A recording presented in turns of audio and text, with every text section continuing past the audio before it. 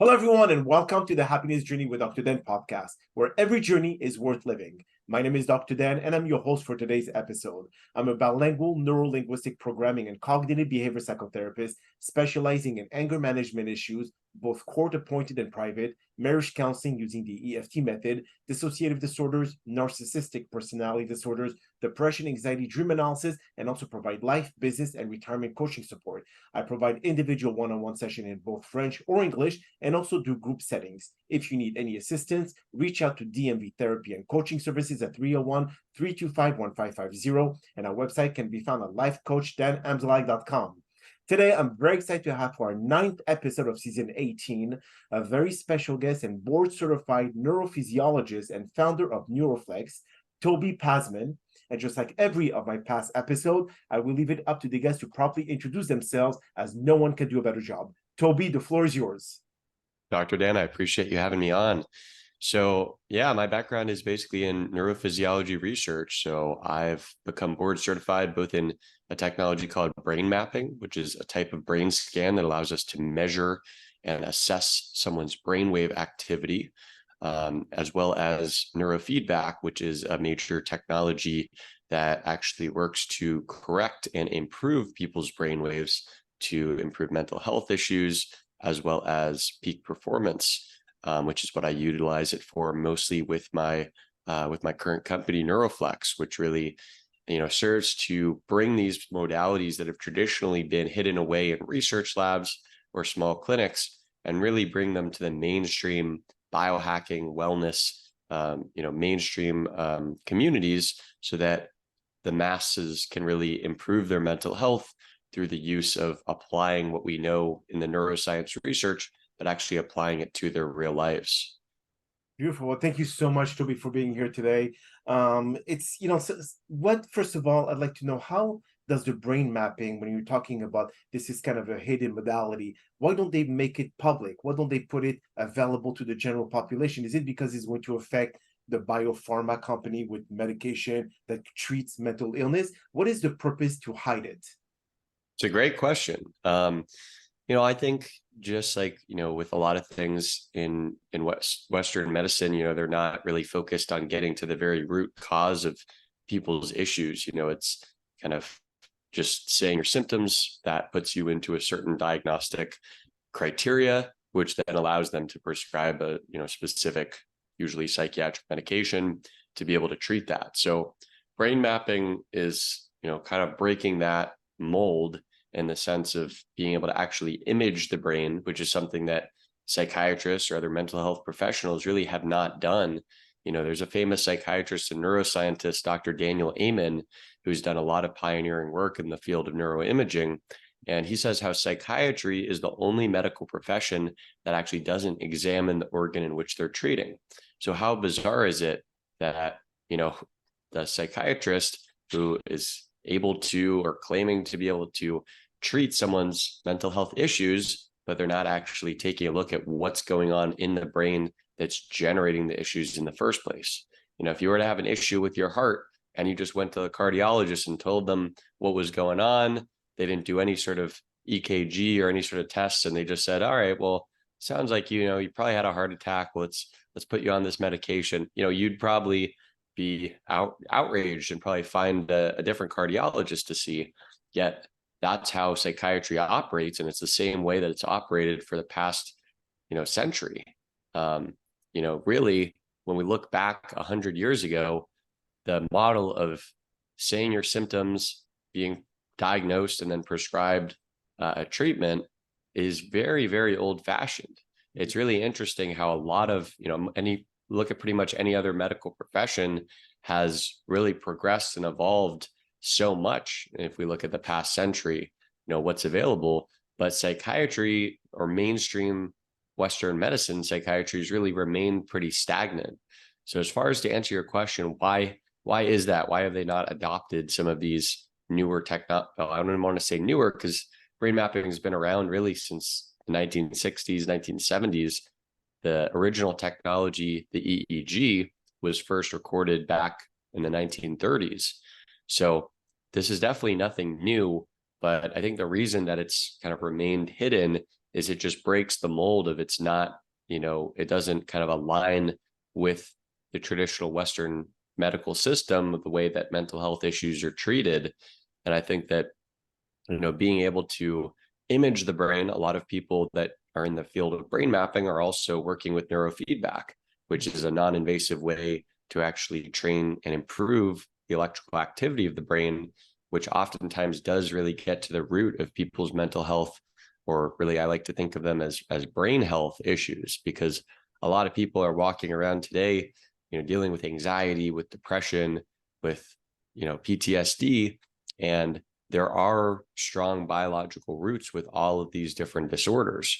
We know that there was a book that came out last year, basically talking about how there's a link between all of these different psychiatric and neurological disorders. It's called brain energy. So basically talking about how there's metabolic issues within the brain that's generating all of the symptoms that we know of and classify as anxiety and depression, all of these things that people spend years talking to a therapist trying to resolve, when in reality, there's a strong biological root that if you never get, if you never solve why, your brain is causing you to feel depressed or to feel anxious all the time, then it's going to be really hard to talk your way there.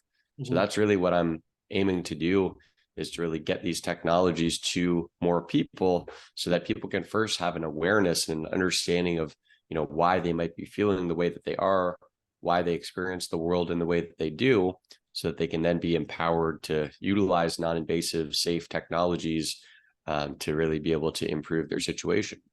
Now, do you feel that if we look at the proactive approach and the reactive approach, you think that brain mapping is proactive and MRI, CAT scan is reactive?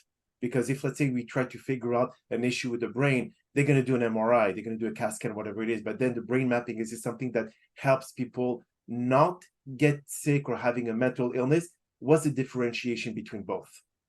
That's a great distinction there. And I think, in the future, it definitely could be used as more of a tool that is proactive. I think most people don't really start taking a look at their brain health, their mental performance, until things go really wrong.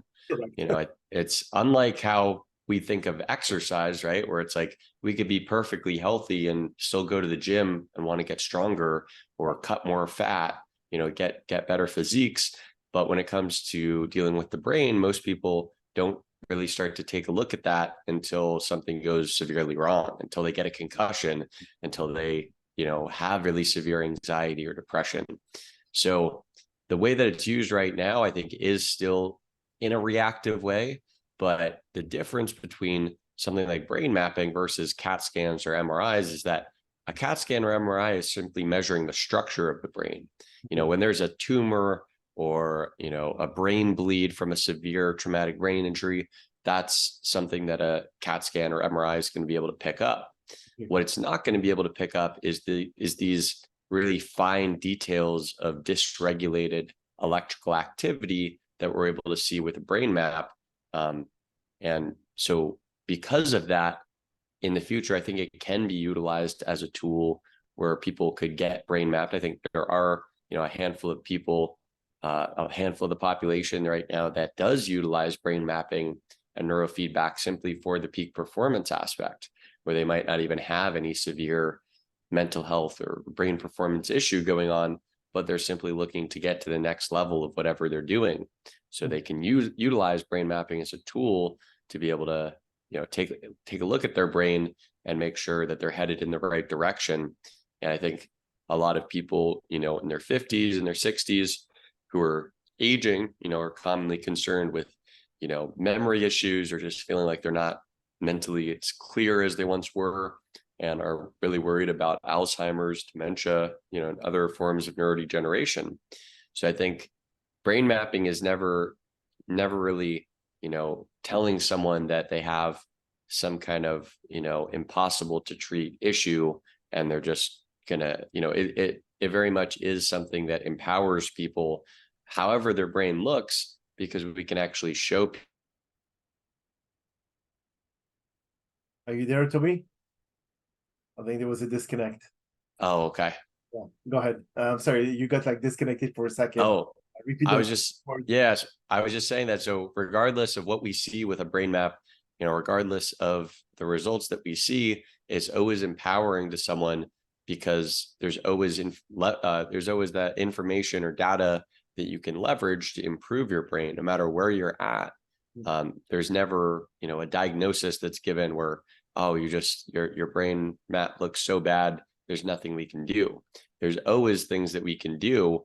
So I think in that regard, it does give, it really empowers people with the information that if they choose to do something with that and choose to really train their brain through the use of neurofeedback, or, even just brain healthy interventions like good nutrition, proper sleep, exercising, all these things that are really going to improve the way someone's brain functions on a biological level, then people can actually see with follow-up brain maps, they can actually see how their brain is changing and improving as the result of whatever intervention.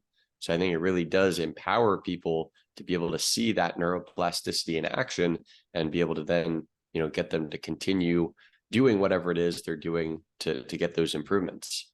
Do you think that breathing exercise meditation is somewhat of a self-creation of brain mapping, where you actually put yourself in a trance and you allow your subconscious mind to rewire everything in your brain to be able to feel healthier mentally? Yeah, I mean, I think it's kind of like the ancient technology that, tools like neurofeedback or neurostimulation kind of get the brain into those altered brainwave paths.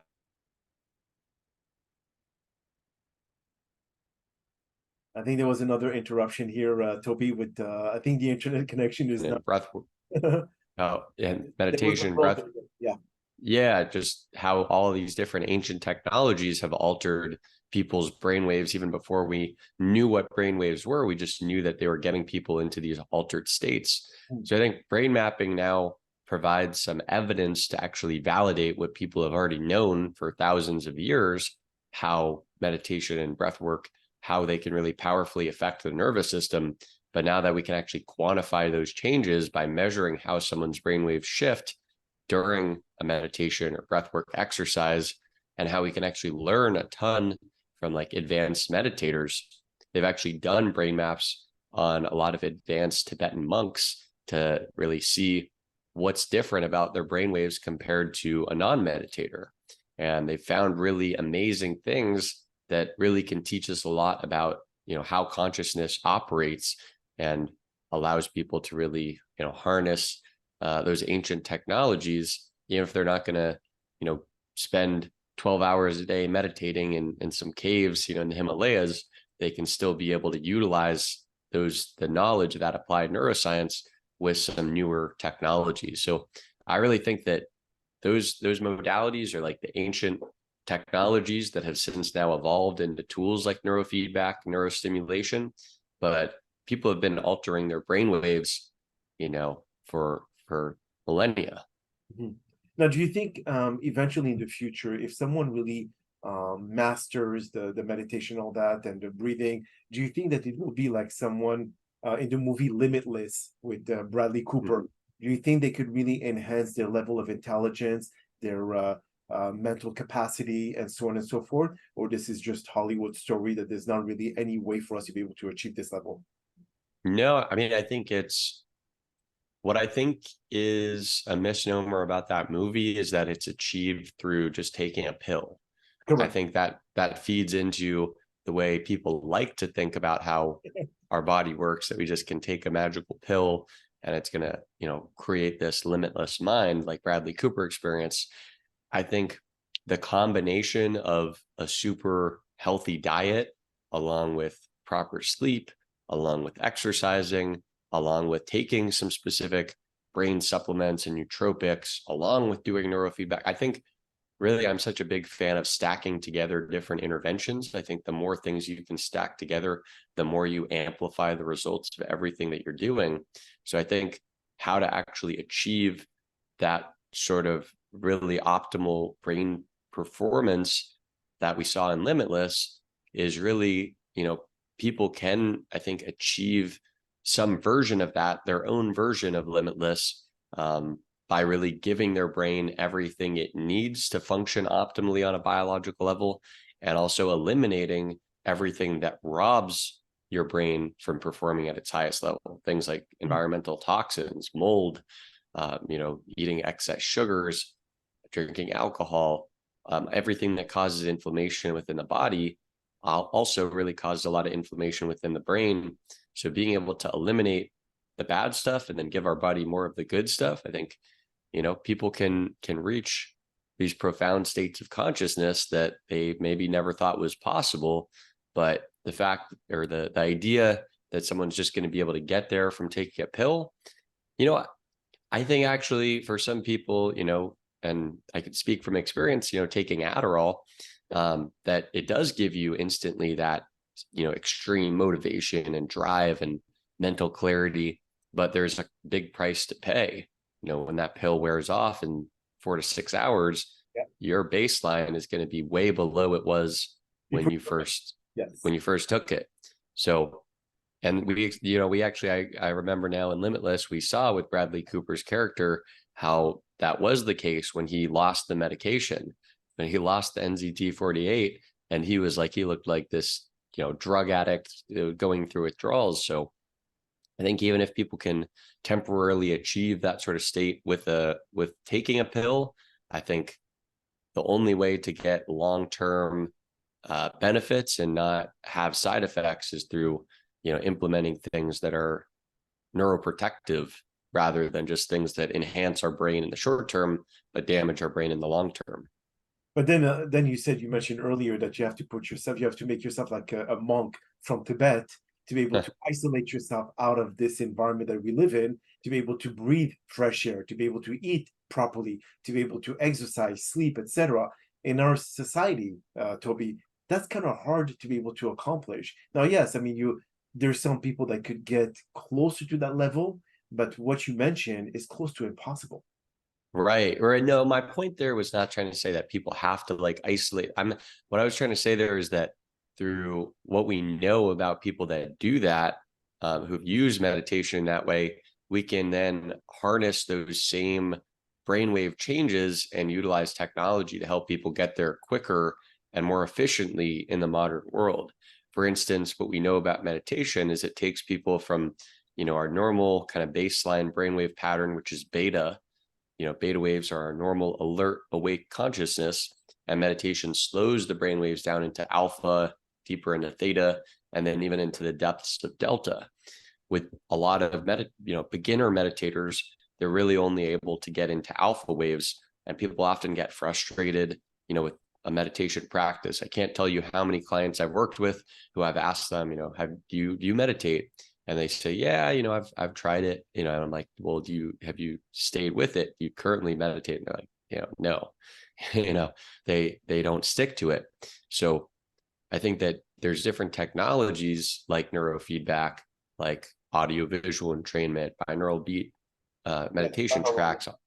Yeah. All of these different things that we can actually, based on what we know about meditation and how it changes our brainwave patterns, we can actually use technology to help get us to those same states without all of the effort and frustration that meditation often, provides people. Mm-hmm. But do you feel that because people are so accustomed to instant gratification as what the biopharma company does by taking one pill, either Adderall or whatever other stimulant, do you feel that because the meditation is more of a long-term, I would say, activity or method, that people don't have that patience to be able to see if this is going to render any positive results or not? Because the thing is that if we're so used to be able to get things immediately as what society is giving us, how can meditation be able to make people believe that it will work for them? It's a great question. I think that's where I think it's somewhere in the middle, where I think with certain things like, binaural beat meditation tracks, some people would argue that that's kind of cheating because it's taking your brain into those same patterns that people would have to spend years of dedicated meditation practice to be able to achieve. But I think the reality is that when people do something for a period of time and they don't see results, they'll stop doing it. So when you take something like binaural beat meditation tracks, I think that people usually do feel pretty immediate effects in terms of it puts you into that very, very relaxed state pretty instantaneously. But it is something that if you don't stick with it, if you're not, doing it on a regular basis, you're probably not going to get the, improvements that you otherwise could have. So I think it's somewhere in the middle where it teaches people that they do need to do something. It is a practice, just like meditation is.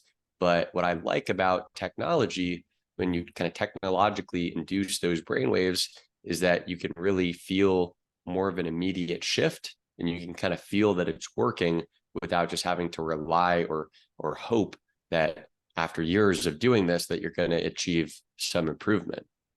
But do you feel that when it comes to the mental illness field, either those dealing with bipolar, borderline personality, anxiety, depression, and so on, or even dementia, do you feel that this, by doing the brain mapping, we could eventually predict what can happen to someone when it comes to those illnesses? Or let's say if the doctor diagnosed them with brain mapping and say, you know what, you have to start changing your habits because you may deal with Tourette's syndrome, or I know that Tourette's is based on the more of a virus that you acquire, but any other illness in the future, do you think that can actually help them? Definitely so. Yeah, definitely. You can see, certain patterns where it's like someone's brain you can see is struggling. For instance, someone who's starting to experience cognitive decline, what we know as Alzheimer's really starts decades prior, as mild cognitive impairment, but a lot of people might not actually get that diagnosis or evaluated, so with brain mapping, we can see where, when the brain is really in trouble. So if there's certain patterns that suggest that someone is likely to develop neurodegeneration later on, or if we see patterns associated with ADHD, and maybe someone's, maybe they're doing pretty well, but maybe, they're still struggling with their business, and they could do that much better if they had a fully functional brain, where they were able to actually treat some of what was going on. So I think in that regard, we can get ahead of, mental health issues before they get to, an extreme level. Because I think it's not just like you have something or you don't, right? Everything is a spectrum where, you could have mild depression where, every once in a while you kind of feel blue. You could also have very severe depression where you can't get out of bed for weeks or months at a time. So being able to see certain issues when maybe they're still in the mild to moderate range, but they're starting to get worse and worse, then you can actually take action to reverse whatever's going on so that it doesn't get to that point where, there's a really severe issue. So when it comes to the progress or the technology for brain mapping, do you think that further research is going to be in that method versus them just again hiding it and not really paying attention because it's not really beneficial to the medical industry? Or what is your prediction when it comes to that? Obviously, it's going to be a bit biased to the fact that you're in it. So Yeah. what would you? No, I think there's definitely further research that, brain mapping is a technology called QEEG, or quantified EEG. And I think it's, there's been a lot of research. There continues to be more research. I think what we're starting to see is also, more research being done and really a lot of excitement around the field of what's called ERPs, or event-related potentials, which is also a measurement that's done via EEG, measuring the electrical activity of the brain, but it's able to see how the brain responds to different auditory and visual stimuli, and can help, give us a lot more information to pair with the brain map to really have a more thorough, comprehensive understanding of what's going on. And then there's all of these different technologies. What really excites me is neurostimulation. So, there's different variety of different forms of neurostimulation. There's alternating current, or TACS, transcranial alternating current stimulation, direct current stimulation, random noise, pink noise, all these things that most people probably have never heard of, that, there's maybe not a ton of research on at the moment, But I think from my experience as a clinician in the field, oftentimes people utilizing neurostimulation get more powerful results than utilizing neurofeedback. So as these, these technologies become more and more research, and we know exactly what protocols are going to be best for people dealing with which specific particular issues, I think, we're going to see exponential improvements in, the way we treat mental health and, brain health issues. I think also the field of psychedelics, I think, Yes. is also in tandem with the field of brain mapping and neuromodulation. I think is also going to be able to really supercharge people's results instead of them having to spend years and years in therapy or on medications that have pretty bad side effects that may not be that effective.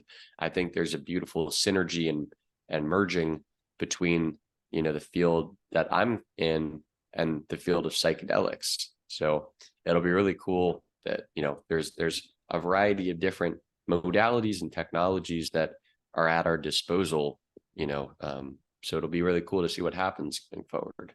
So for you specifically, Toby, what pushed you into that field? I mean, what did you experience something that was downgrading in your brain or whatever? Or what really pushed you to wanting to learn more about it and doing further research? For sure. So it definitely was a personal interest, as far as I used to struggle with really bad social anxiety and awkwardness back in high school, really even before that. For a while, I just always felt like I was separate from everyone else. And I just felt like I was, in my own little world, in my own bubble. And I was always very curious about the brain. I started reading pop psychology and neuroscience books in high school, and kind of wondering, what it was that I always kind of felt like a bit neurodivergent, and wondering, what it was about my brain that was resulting in the way that I was experiencing the world. I think at some point I made the connection that the struggles that I was experiencing socializing and the awkwardness and anxiety that I was feeling was the result of how my brain was functioning on a biological level, rather than that being a core part of who I was. And I think that applies to everyone dealing with depression or PTSD, or, I don't think anyone deep down is a depressed, soul, or an anxious soul. I think we experience all of these issues as the result of, genetics, as the result of our environmental factors, right? It's a mixture of what we experience and our genes. But, really that realization that what was going on, what I was experiencing, and the issues that I was having was not a moral failing. It was not me not trying hard enough, but it was really a brain health issue. When I was able to see that with a brain map, that was how I initially saw that an area of my left frontal lobe, called Broca's area, which is really important for verbal production, and verbal fluency. I saw with the brain mapping technology that area was really underactive. So when I saw that, it really helped me connect the dots and understand why I always, would be searching for words and never able to really find the right word that I was trying to use in a certain situation, which then caused me to feel really socially isolated, because I was always, I couldn't really communicate well with people. So just understanding that and making that connection then empowered me to be able to do something about it. And as I was experimenting with neurofeedback and neurostimulation, I was also working with people in the field of addiction and mental health issues and peak performance. So, noticing both in myself how it would benefit me, but then also seeing all of these people dealing with issues similar to what I was dealing with, and also very different, experiencing really amazing transformations in their own regard. So that's really what cemented my desire to really get into this and really do this as a career. Now, for our listeners, before we end the podcast, where can they find NeuroFlex, and how to be able to get themselves some idea of what's going on in their own mind? Yeah. So I would say the best place to connect with me is on Instagram. If you search NeuroFlex, NeuroFlex on Instagram, I'm pretty active on there. So feel free to shoot me a message. I'm super curious if any of the audience has any questions, comments. If you want to get your brain mapped, shoot me a message. We're able to now service anyone nationwide or even worldwide by utilizing a virtual program where we can just ship people the equipment. So I'm no longer confined to just working with people in person in South Florida. Although if you are in Miami or Fort Lauderdale and you do want to come into the clinic, definitely reach out. But for anyone, anywhere that you are, we can be able to ship you the equipment. So connect with me on Instagram at NeuroFlex, and we can go from there. Beautiful. Well, Toby, that is all the time that we have for today's podcast. I really appreciate you taking the time out of your busy schedule to join us. And thank you again for participating and inspiring our many listeners with your incredible story. Now, we hope that you've all enjoyed today's episode.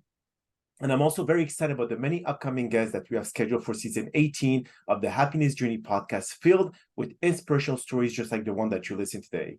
Now, here are some concluding words of wisdom. This episode highlights the significant influence of brain mapping in comprehending and tackling mental illness. It underscores the transformative potential of mapping the mind, describing it as a symbol of hope amid challenges. The accuracy of brain mapping is portrayed as a means to gain personalized insight, providing customized interventions and signaling a new era of precision medicine for mental health. Now, we view mental illness not as a conclusive endpoint, but as an ongoing tale of resilience and fortitude. It promotes collaborative endeavors to reveal paths towards healing and envisions a future where the mind's map leads to a collective victory in mental health. I sure hope it all made sense to all of you. My name is Dr. Dan Amzalag, and you may all keep pursuing your amazing journey in life.